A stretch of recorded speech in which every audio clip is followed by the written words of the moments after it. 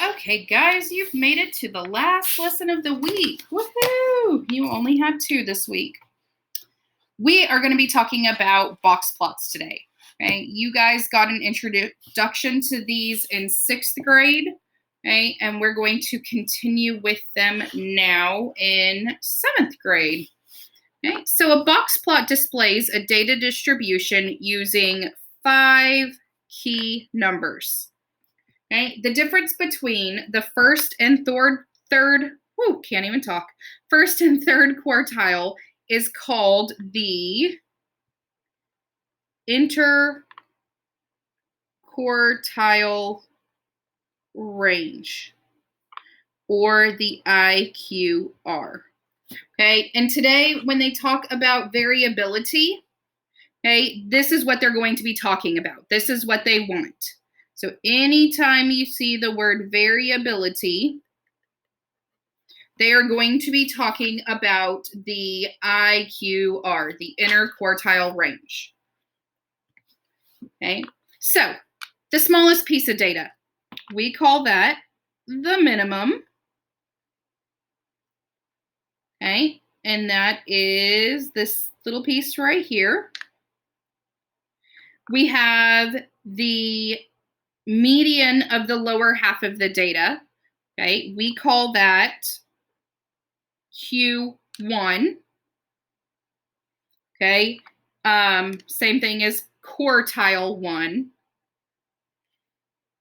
We have the median of the data, which is simply the median. Okay, I will tell you that Q1 is right here. Okay, our median, got to write this really small, median, okay, is this piece right here. We have the median of the upper half of the data, which we call Q3, quartile 3. And then our largest piece of data is going to be the maximum. And that is right there. So these 5 pieces of data make up our entire box plot. Okay, they give us so much information from just what's shown on our box plot. Okay, so now we're going to make some box plots of our own based on the data that they give us. On this first one, we're going to find our 5 points of value, and then we'll build our box plot. On our second one, we'll find a piece of value, put it on the box plot, so you can see the 2 different ways you can choose to build these. Okay, it's totally up to you. So the first thing I'm going to do is put my data in order from least to greatest. Okay, so I have 34, 45, 47, 48, 48. And if a number appears twice, we have to list it twice. 49, and then 50. So my minimum is going to be 34. My maximum is 50. Okay, now from there, okay, I have to find my median. I have to find my median before I can find quartile 1 and quartile 3. Okay, so you have to do this first. Find the median. Okay, so we're going to cross off from the bottom, or top, bottom, top, bottom, top, bottom, and I'm left with 48. 48 is my median. From there, I can find, that's supposed to be a 2. Miss Watson can't count today. Okay, now I've got to find the median of quartile 1. Okay, so I'm going to look at the lower half of my data, my smaller numbers, and I'm going to find the quartile, or the median for this data. I cannot use the median that was picked. Okay, so that number's out. It's in the circle, it's gone. So I'm going to cross off 1 from the top, 1 from the bottom, and I'm left with 45 as my median for Q1. Now I've got to do the same thing for the upper half of my data, my larger numbers. Cross 1 from the top, 1 from the bottom, and I'm left with 49. And now I can build my box plot. Okay, so my minimum is 34. 1, 31, 32, 33, 34. Okay. Q1 is 45. And for that, we draw a line.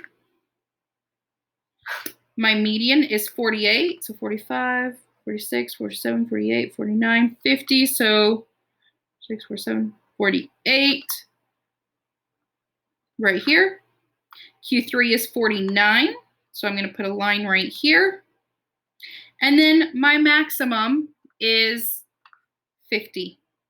So I do a dot. Now for these three lines, I connect them to make my box. And then I connect my minimum and my maximum to my box. And I have my box plot based off of those 5 data points. Okay, one thing I will tell you that they do not cover on here, but they might later on, okay, is that your box plot is broken up into percentages, okay, and it's not depicted accurately, okay, but 25% of your data is here, 25% is here, 25% is in that part, and 25% of the data is here, okay?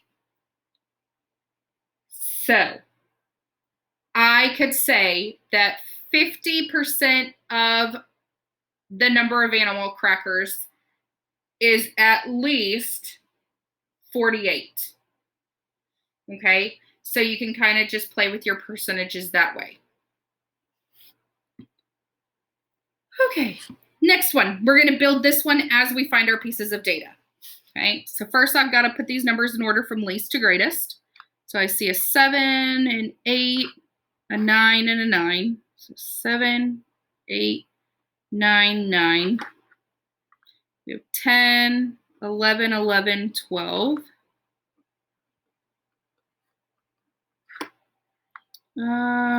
We have 14, 15, 15.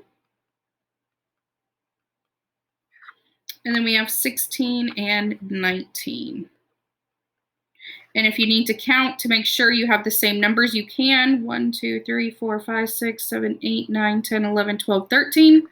1, 2, 3, 4, 5, 6, 7, 8, 9, 10, 11, 12, 13. Perfect. We didn't leave anyone out.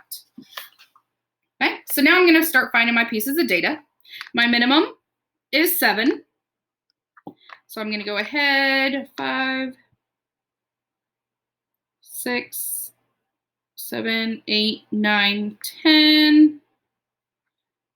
So I'm going to say my minimum is right here. Okay, my maximum is 19. So 15, 16, 17, 18, 19. Right here. Okay, now I have to find my median. So top, bottom, keep going.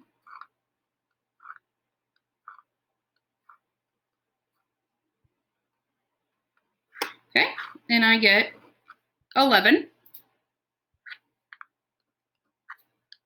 So 11, 12, 13, 14, 15. So 11's right here. That is my median.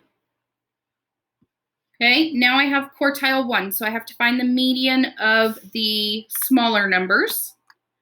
One from the top, bottom, top, bottom. I'm left with 2 middle numbers. Okay, so I can add them up. 9 plus 9 is 18. Divide by 2, that's 9. So I know that I get 9, just right here. And then I have to find the median of the upper half of my values, my larger numbers.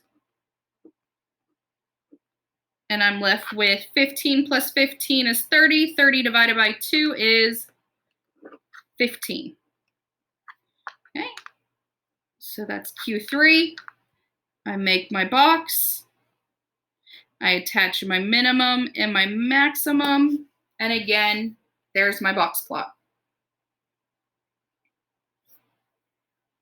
Okay. Again, if I'm going too fast, you can always pause me. One advantage you have over having me in person. Okay, for number 3, we want to use the given box plot to determine the 5-number summary. So my minimum, my smallest value is 11. My maximum, 17, 18, 19. So I would say it's 18. My median is right here at 14. Quartile 1, we have 11, 12, 13. So I'd say it's 12. And then Q3 right here is 16. Okay, so again, I have my minimum, my maximum, Q1, Q3, and then my median. Okay, so there's your 5 values. Okay, let's look at the back side.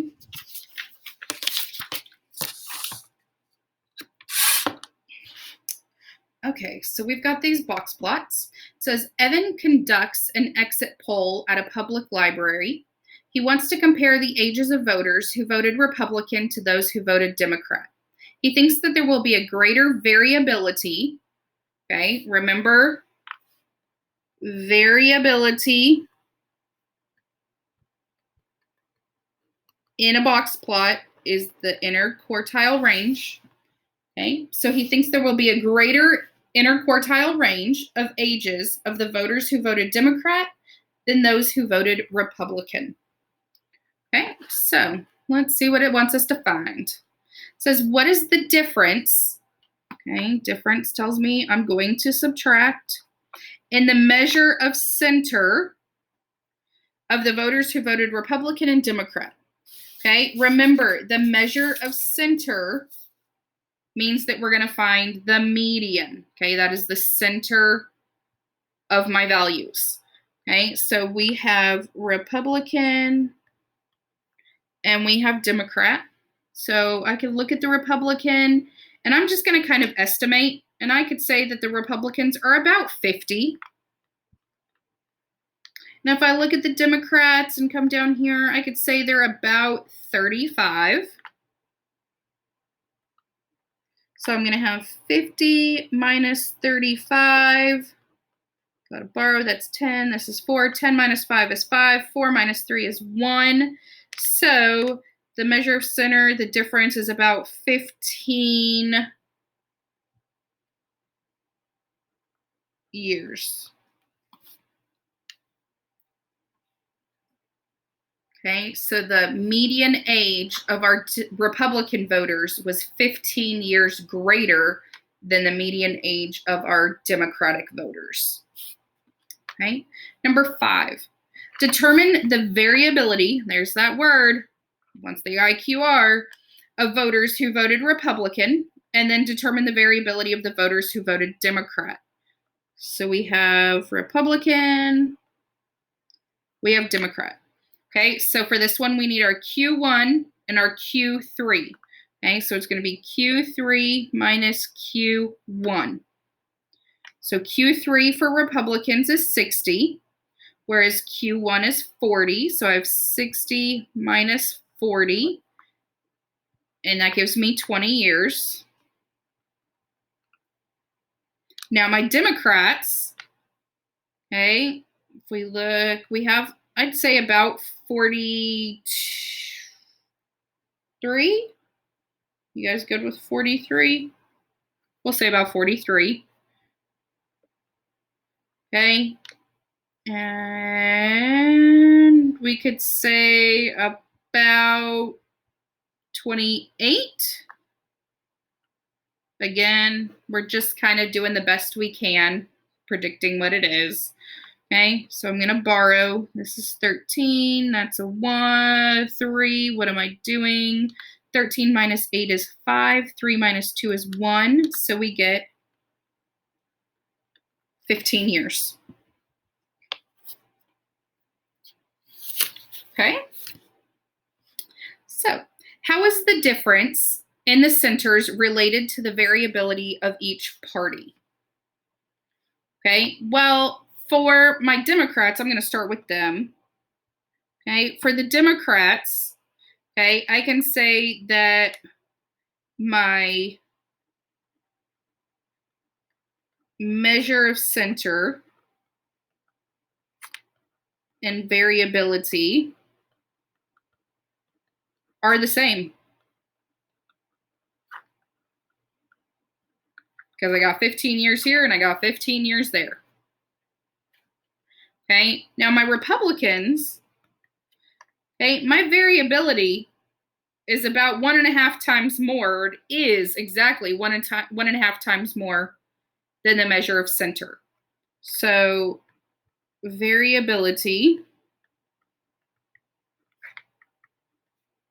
is 1.5 times more than the measure of center.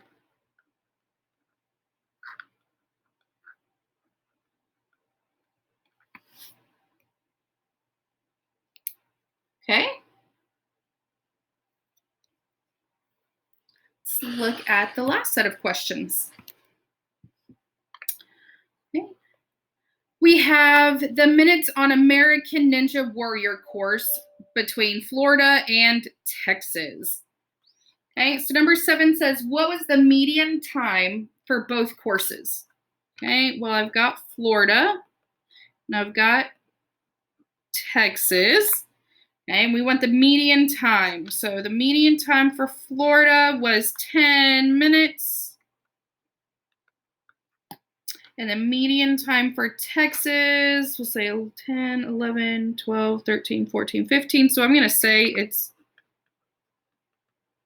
11 minutes. Number 8 says, which course appears to be more difficult? Okay, well, if I look at my IQR, for Florida, it's pretty small, but for Texas, it's pretty large. Okay, and then if I look at my minimum compared to my maximum for Texas, okay, it's a bigger spread than it is for Florida. So I'm going to say the Texas course, if I could spell, because it has, oh my goodness, a greater variability. And remember, variability is your interquartile range. Okay. Number 9 says a participant finished in 14 minutes in Texas. Okay, so 14 minutes, our participant finished about right here. What can you conclude about the participant? Okay, well, we know he finished in quartile 3. Okay, so we could say he finished in Q3. And then we know that the median was 11 minutes, and he finished at 14 minutes. So we could say he finished 3 minutes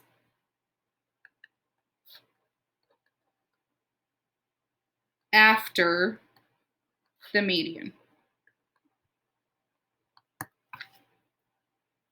Okay, so that is box plots. Okay, box plots, again, you need those 5 important pieces of information. Okay, that's going to be your biggest thing. You've got to know how to find these 5 pieces of information, and that's going to give you all of your answers to any question they could possibly ask. Again, if you have any questions, post on the discussion. You can email me. I've had some people email me, and that's perfectly fine. I will be on WebEx Tuesday and Thursday from 9 to 11. You can pop in and say hi and ask any questions you have. Have a good rest of your week, guys.